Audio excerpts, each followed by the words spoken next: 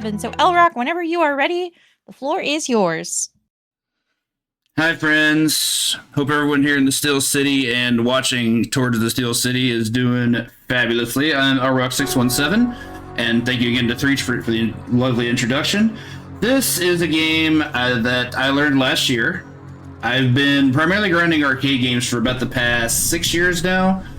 Last May, I got my 300th 1cc, I believe it was, and after that I decided to embark on an A to Z project, and because I wanted to branch out my genres. I don't really tend to mess around with that sort of maybe 2 or 3 committed genres just because they're familiar to me and I enjoy them, but that was the point of this project, and I'd never really been good at shooters. So for D, I settled on Darius Gaiden, and it was one of the best decisions I've ever made as a gamer. This game is everything I wanted in finding something accessible in a new genre, and also for enjoyment. This game has everything. It has visuals, it has good gameplay, it has, and I'll hot take this game may have the best soundtrack of all time. They were seriously on one when they brought this together. Taito cooked when they composed this piece of business. Anyway, the things to note about Darius, we're going to fight a lot of fish, so expect a lot of sea creatures. We have branching paths. There are a grand total of 28 stages, but we're only playing through 7 because that's just how it goes across the mountain. And yeah, I think that's all I'm going to discuss. Oh, and we have a shield, which is also uncommon in shmups, so I'm going to go ahead and insert my credit. Are we ready on timer, Threach? I believe we're good to go. All right, 3, 2, 1, go. And immediate quiet time, because I need this shield. If I don't get this shield, we're already in trouble. Okay, got shield. Quiet time's over. Okay. Now I can talk about the game. So this is Darius Gaiden. We're going to be, at first, mostly just blowing up a lot of ships. We do have a couple of flying fish. We don't know how they got there, but they're robots, so less questions asked, the better, I suppose. Much like most shmups, we have a power-up system. Red power-ups give us better weapons. Green power-ups give us better, secondary weapons, which is like a missile. And the blue power-ups, which is arguably the most important, gives us shield. This allows us to take hits. This isn't a thing you're normally supposed to be allowed to do in playing a shooter like this. Most times you just get hit once and you're dead. But this game thought outside the box with that. They decided to up the enemy difficulty by giving you the capability of taking hits. I'm going to take care of this mid-boss here.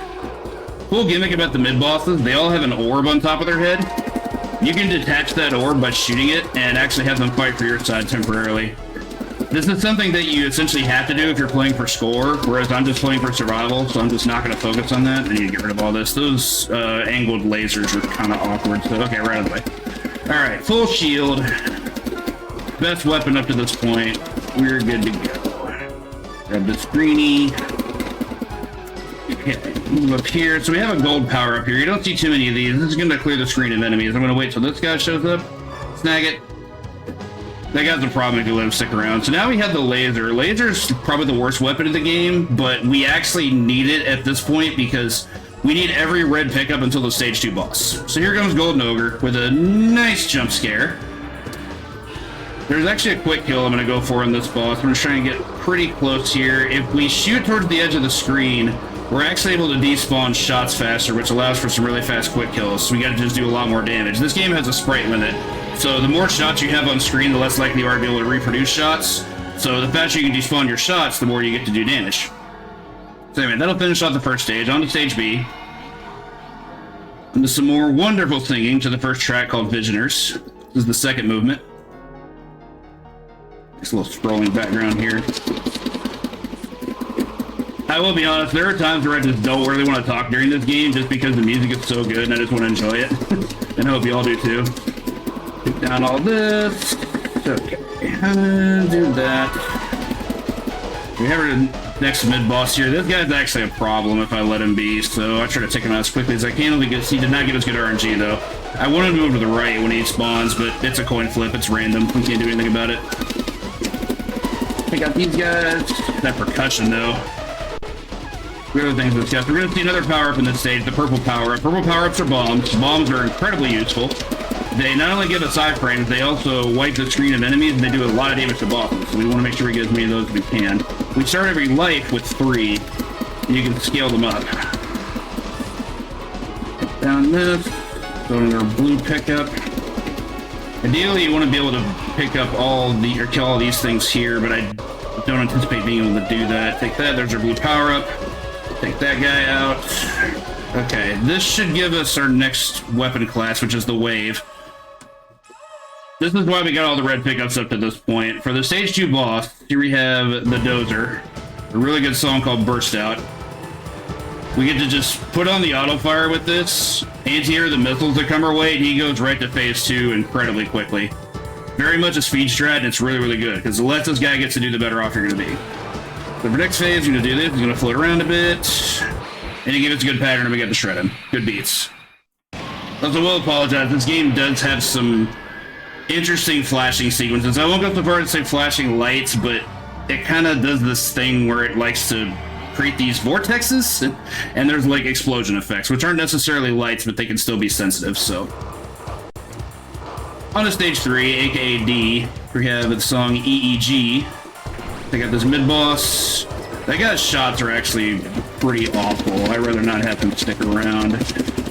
First part of the stage is pretty simple. We're just going to be blowing up rocks with our beam. It'd be a great time for some donations if any are available. Hope you're all donating to Hugh Lane. Yeah, absolutely. We have a $5 donation from Alara who says, "Holy heck, is that the LRock? What a cool gamer we have on stream. Love you, friend." Stop, thank you. And thank you so much to Alter13 who donates $5 and says, "Let's go all fights." And we have met that incentive, so thank you so much for upgrading that Dicey Dungeons speedrun to all fights. We're very excited to see that coming up next. Nice. Congrats on the upgrade, everybody. Alright, so stage D, we're entering the cave now. The cave is a corridor. Corridors and smups are notoriously bad, but we have to deal with them. You also may notice I actually... Oh, I did not want to take that hit. We also actually skipped a weapon upgrade in this stage. I actually want to skip one in this stage and one in the following stage. Weird thing to note, and this is the reason why. The last weapon you get in this game is not the best weapon. For hitbox purposes or damage purposes, the next to last weapon is. So my goal is to make sure I have that weapon by the time I reach the stage 4 boss, which is the hardest boss in the game out of 7 stages. So I've got the best weapon at this point. We got the green wave with orbs. These blue orbs on the top and bottom are to add extra DPS. Anyway, we're gonna fight Folding Fan. I have a pretty good quick kill, and this song's amazing, so let y'all listen to it. Ooh, nice first sequence. Let's go. Turns around, I'm gonna line up. And that's kind of an ugly pattern. I'm okay though, okay. Whew, didn't love that. He's actually invincible until he finishes this, so I'm just gonna fire away to keep my rhythm. I say as I hold the auto fire button. This game actually does have a degree of native auto fire to the ROM set, and that's replicable in the version I'm playing, which is part of the Darius Cosmic Collection, which is available on Steam and other major platforms. For stage 4, we're going to actually defer from the top path where we're going. We're actually going to move on to H. Mentioned before, H does have the hardest boss in this route, but the stage is pretty short. I actually prefer it to G, although G is also perfectly fine. It has an easier boss, but the stage itself is kind of gross. It has corridors and stuff nobody likes. Quick cutscene where everything vaporizes. As I mentioned, that's one of the flashing effects I was talking about earlier. We're going to be just in stage of just kind of just grinding out enemies. There is one red pickup I'm going to skip, because if I don't, then we'll get the last weapon, which is, not the best weapon as mentioned. Okay, actually surprised about that. I didn't think I was going to do that with Damon's Lips, but good beats. This is actually also the only stage in the route that doesn't have a mid-boss. I'm not sure why that is. I guess you could count all these giant fish we're fighting here as a mid-boss, sort of, but there's no orbs. Like, the whole point of the mid-boss, the captains, I believe they're called, is that you're supposed to be able to capture them. Don't love this. Okay, that was actually really scary. There was a lot coming at me. Okay, so take out this guy. We got one more red pickup to get. I'm not getting the one on the left. I'm gonna get one from these enemies, these shrimp-looking thingies. Didn't love taking that either, but we'll be fine. Crawlers, go away. Crawlers will eat your shield. We don't want that. Get out of here. Okay, there we go. Alright, so we have Red Wave with orbs. This is Neon Light Illusion. This is the hardest boss in the route. It's a giant squid, and just know, don't feed your bloopers after midnight, because this is what happens. They turn into giant robots, and they try to eviscerate airplanes. Like, problems, So Anyway, first volley wave, I'm going to try and do some dodging. I may take a hit, but it's sacrifice for damage. For the second volley it hits, I'm going to bomb the screen, which is black holes everything. Any shots he throws out just get completely despawned. It's really powerful. Third volley, I'm also going to try and dodge, hope for the best. Okay, here I'm going to steer to the bottom half of the screen, doing damage while avoiding his lasers. I'm going to break off the shell. When the tidal homing lasers come in, I'm going to despawn that. Okay, good fight. One bomb for that fight is ideal. I usually don't anticipate it, so I just spend the second bomb anyway, unless the rank's really low. But I always spend the second one on the homing lasers, because while those things are avoidable, I'd just rather not have those problems. I'd rather just press a button to make the problem go away. And then on to L. Now we get to listen to Fake for a whole stage, which is amazing. This song is too good. Also, check out that Eclipse. Turn around. Alright, that red pickup I do not want. We have the best weapon, and in addition to not wanting the next weapon in the sequence, the other reason, and there is one, to not picking up weapon pickups is it actually ups the rank. Rank, for those that don't know, is an arcade term for an internal difficulty setting. It gauges how well the player is doing. If the player is doing really well, the rank goes up. The rank goes up, game gets harder. We want to avoid the game getting too difficult, trying to scale as much as we can for what it's going to do to us. We also just upgraded our shield to the final tier, which is the gold tier, and this is where the shield just gets exemplary. We have 5 hits at this point. Probably no excuse for dying. Let's get these guys out. Oh, I didn't want to take that hit. Anyway, so this is our mid-boss. It's an eel. It's going to chase us around the screen. This guy's actually kind of a pain. So we just spawned the ore, but I can't go chase it. His body, despite the fact that he's a corpse, is still a hitbox until it evaporates like it just did. So I can't go through that to try to get the orb. It's just gone. Okay, tidal rockets, don't want that. When these turrets show up in the bottom, that's where I'm going to get that gold pickup. I'll let these guys go up here. These spikes are a problem. They do a spread shot when you destroy them, so why not have that? Take that out. Couple more. Got time for one quick donation if there is one for our boss. Alright, I just want to let everyone know that in addition to the Thief, the Warrior, and the Witch, we also have a new class available for the character bid war for Dicey Dungeons, and that is the Jester. Currently, the Witch is in first place, so if you want to see one of those other classes become the character that we play through Dicey Dungeons, get your donations in now. You heard her. Alright, so on to Double Dealer. This fight actually is going to be pretty strong because we still have the orbs to go along with the red wave. There's going to be a point in the fight where he tries to shoot lightning bolts at us, but we're going to send him to the second phase for that to be a thing, as we're just doing entirely too much damage with this weapon. Whoop! Oh no, it's a robot. Who could have guessed? Let's send him up top. Oh, he went bottom? That's not usual. Okay, nice pattern. Way to go. Lost some damage that way, but that's weird. I rarely see that pattern. Anyway, man down. I kind of try to get through the second phase as quickly as possible. Those green bubbles are uninteractable. You can't destroy them. All you can do is dodge them. So, no thanks. Alright, on to the last couple stages. Q is... Well, we get a cool cutscene first. Hadouken! Get fireballed down to this planet. So... Just know that everybody's going to hate this level. It's an ice level. Everybody hates ice. We're going to take this out here, do this. This guy sucks. If he starts shooting off those red bubbles or the green shots, you can do a lot of damage really quickly. So I try to stay underneath him and just avoid all that. But his movement, he's for a fish that large, he's really fast. So I'm actually pretty happy he didn't give me too many problems there. All right, take the shield. Okay, so we get a reprise of Visioners here. There's a couple things I have to keep in mind for this stage. There are most pickups that I'm not going to want to get. There's a lot of red pickups, and I'm trying to avoid them all. So that's step number 1. There's also an extended this stage. I actually did not mention that. There are 2 extra lives that you can get over the course of this game. One was in stage 3, which I did obtain. And one's down... that's unfortunate. Alright, so I picked up the last weapon. Definitely did not want that, but we're going to play it through. It'll make this boss fight a little bit tougher, but overall it should be manageable. I didn't want to take that hit, but okay. So this is another corridor stage, similar to stage 3. That's a big part of why it's such a pain. I already took some damage to the corridors and trying to get through things. These things aren't dying quick enough because I have a bad weapon. Yeah, I kind of don't want the red pickup. I have the max weapon, so that part doesn't matter, but I don't want to up the rank. It bumped the rank up by like 4 or 5 points. You can see the rank in the bottom left corner of the screen in the HUD. That's also exclusive to the Cosmic Collection. You can't really see that in the others. Anyway, Deadly Crescent is actually one of my favorite boss fights in the game.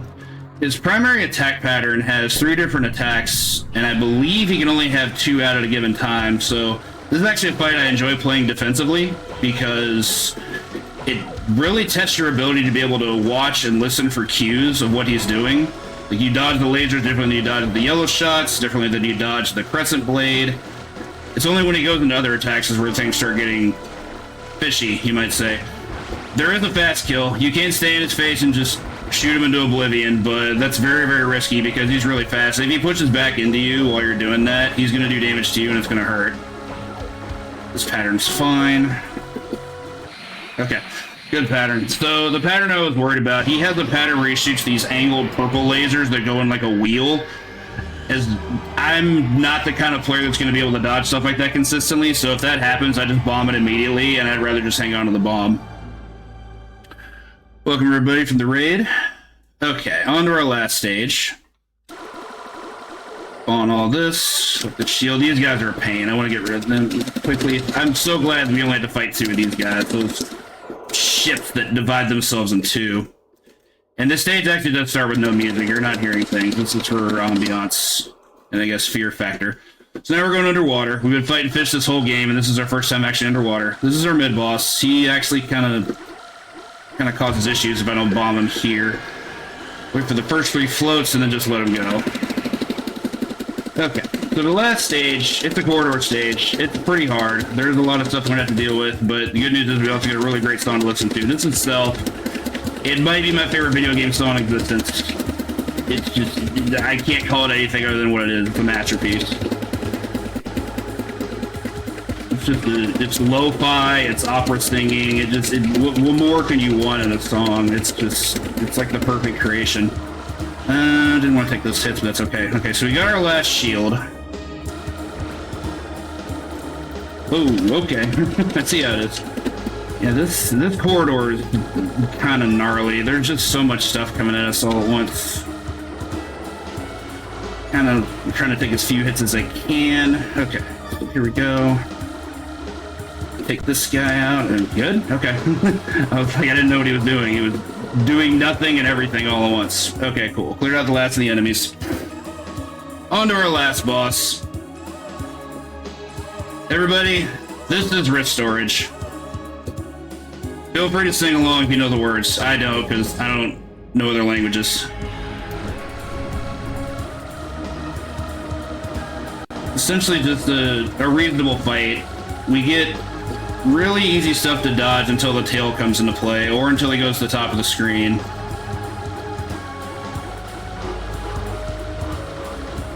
Most of the things that spawn out of his face we can actually destroy. The missiles we can destroy, he has some turrets he can destroy. The one exception are these little metal cablers I wanted to do with. I'd rather not deal with this. He's just being a jerk. I'd rather not deal with that. I didn't want to take that hit, but okay. Alright, he's going back to the back of the bus. I love that. Let's get some damage in. Time's going to be on last hit, so be ready on that. He's going to lose a lot of health here for too long. Yeah, that's fine. Oh, okay. Yeah, aggressive. I see. Alright, here comes the final phase of stuff. Probably going to be turrets. Yeah, turrets are very, very common to see first.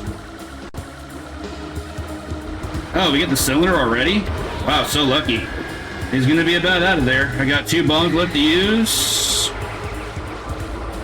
And that's time and a no-miss. Definitely didn't expect a no-miss for a marathon. That's good stuff. No-miss is a deathless run, and I do have a handful of those in this game, but this is actually my first time in a marathon setting that's happened. That was pretty cool. Game cooperated and all that good stuff. So, of note, Route V is the easiest route in the game, and while it is still incredibly challenging, it does punish us by giving us the worst ending. Our heroes, Keith and Anna, while defeating wrist storage, unfortunately get submerged and don't make it back to surface. So we don't get a sequel, even though this was a side story, because that's how Gaidens work. Yeah, I'm So glad y'all get to see this, and I'm not tooting my own horn. This game is just incredible. I wish more people played this game. I wish more people knew of its existence. This game deserves a place on like every pantheon. It's just so strong for so many reasons. It reminds me of the first time I got into like Symphony of the Night back in like my teenage years. This game is as hard or as easy as you want it to be, and I think flexibility like that in a game is incredibly important. It's why I understand why people like roguelikes, you know? Yeah, this game is fantastic, and I'm so glad to be able to showcase it for you all. Thank you all so much to the SCS. Thank you, chat. Keep donating to Hugh. And I will see you all tomorrow for some Simpsons. It looks like up next we've got that Dicey Dungeons that's directly on the way that I see. That sure is. Cool. All right, y'all enjoy. Thanks a lot.